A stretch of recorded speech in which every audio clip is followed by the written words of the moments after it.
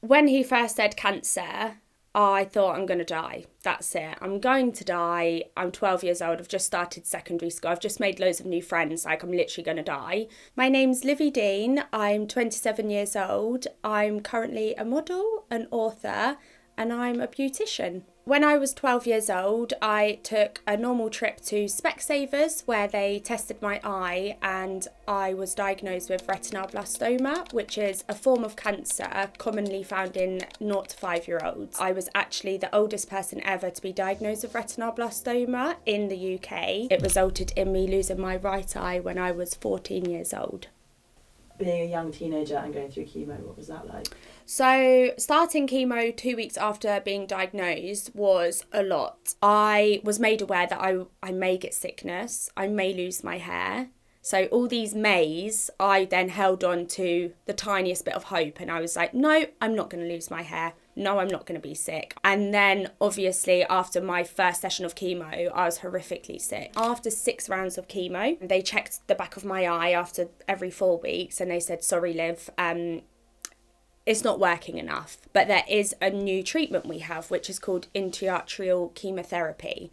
And I just said to Mum immediately, yes, I'm trying it. Like, there's just no way I'm getting my eye removed. I'm going for it. I don't care if I'm an experiment. And then once I had my second round, I was put in remission. So we celebrated, we had the best time. I was just buzzing. My hair was going to grow back. I had my eye and it was successful. So I thought, it's worked. This is incredible. My eldest sister was pregnant with our first nephew. So everything was just so like joyful, and everybody was just in high spirits. My mum was in hospital and she got a phone call from my hospital. So she had just had the best day, one of the best days of her life. And she had a phone call to say, I'm really sorry, but Olivia's cancer's come back and we're going to have to remove her eye. I always get emotional at this bit. I think it's really sad for my mum because she was so happy. And then it was just like bad luck after bad luck. Like every bit of good news, it kind of like followed by bad news. And I always felt like I was like the centre to blame for all of it, even though it's out of my control having cancer. I always felt like the reasons for the bad news all the time was me. I was 14 years old and I remember we had plans with my friends to go out New Year's Eve to do a little house party, and I was just so excited, and then to be told actually I can't go and actually you're having your eye removed, it was just like the worst news ever. And at this point I wasn't even sad, I was so angry. I was angry at everyone. I just didn't want to talk to anybody. I was so angry, and I just felt like no one can understand, like, you're not getting your eye removed. Like, you can all tell me it's going to be okay, but like, I'm not okay. I don't feel okay. I don't want to have my eye removed, but I have to do it. Like, what can I do? On New Year's Eve, I went up to hospital with my mum, my dad, my nan and my granddad. My mum grabbed me and said, you're going to look beautiful after this. And then that hit me as well, because I was still clinging on, like, I'm gonna have my eyes.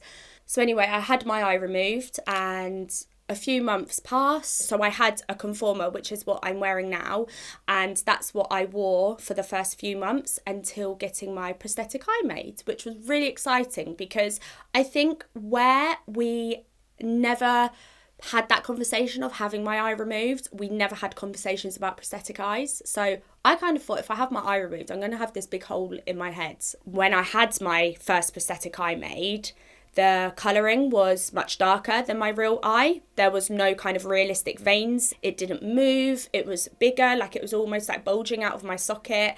And I just remember looking in the mirror and I thought, I hate myself. I literally hate how I look. I don't want to go into school. Don't want to see any boys. Just I don't want to see anyone. So it was only until I went to see Dr. Kingston. She dedicated her life to retinoblastoma and invented all the chemo for retinoblastoma. She said, "How are you feeling?" And I said, you know, I feel really depressed. And she said, you should be happy with the prosthetic eye they make you. So I'm going to refer you to a hospital called Moorfields, and they have a clinic in there. They are the best of the best. We sat there for hours. He was literally like do you want me to put more veins in? Do you like the colour of this? And he was painting it whilst I was there. So it was really nice because I could keep trying it on and thinking, right, do I like this? And then it was perfect. To me, it was perfect anyway. It felt perfect. I was so happy. So I was 4 years in remission and I had my first boyfriend. He asked me, can I see your prosthetic eye, like without you wearing your prosthetic eye? So I took it out for him. I was really nervous because I thought no one's seen me without my prosthetic eye before, apart from my mum and my sisters and like a few of my best friends. And I took it out and he was like, I love it. And then he was like, let me take a picture of you. And I was like, oh gosh, I've never had a picture without my prosthetic eye. Like, this is just wild. That was the first picture. I posted it. And then that's when the messages started coming in. There was so many different people with amazing stories, and I was just so excited to connect with them. So I organised them to all come down from all over the UK. Some people actually took out their prosthetic eyes that hadn't done it before, and they were like, I love this. They felt empowered. Like, it was just a safe space for all of us to just not feel judged. It makes me emotional thinking about it because it was just such a beautiful day, and we've all stayed in contact as well now, which has been incredible. Kind of around that time, Katie Piper had reached out to me on Instagram. A few days later, I got an email from Katie Piper's PA saying, do you want to come on Katie Piper's podcast, Extraordinary People? And I was like, oh my God. And then from there, she was an ambassador at the time for Zebedee Talent, a modelling agency. And then a few weeks later, I was signed by Zebedee Talent, and now I am a model.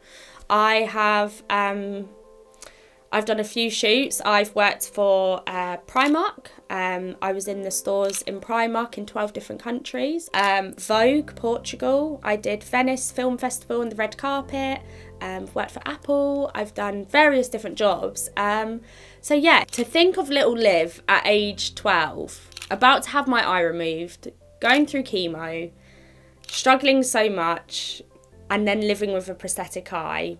I never ever dreamt that I would be a model because I just thought it was never going to be possible. I prefer to have my prosthetic eye out. I love the fact I don't get a lazy eye, so I can look around freely and just feel confident. I love wearing my conformer as well because it looks sparkly. So I have a little boy called Kaito. He's nearly 2 years old, and I take out my prosthetic eye every day. He holds it, he puts it in my socket. I hope when he grows up he's proud to tell his friends. And I feel like my biggest goal in life, and I feel really strong about this, I just want my son to be kind and to know how to approach somebody with a disability and include them and not exclude anybody. So yeah, that's my biggest goal.